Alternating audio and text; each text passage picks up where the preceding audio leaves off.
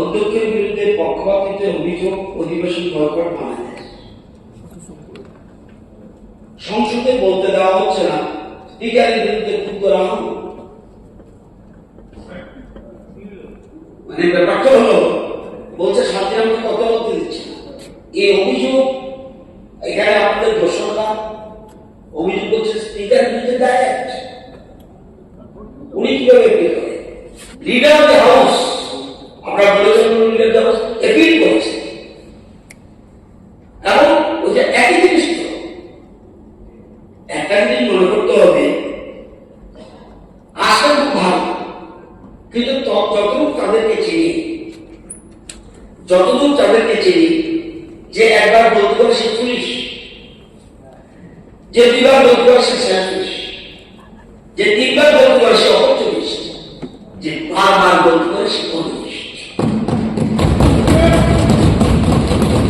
বারবার বলতে পারে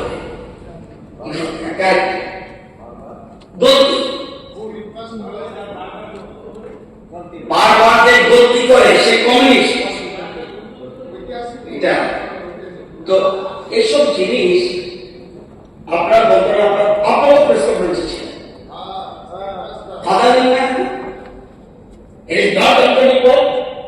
আপনার প্রেস কনফারেন্স ছিলেন, আমার ছিল না।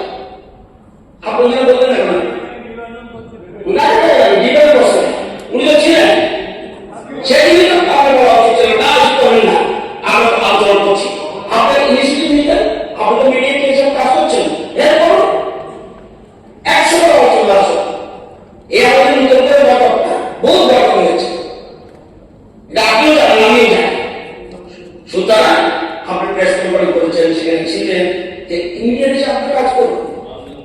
100 আমাদের বিরোধী হাউস বলা মানে সবাই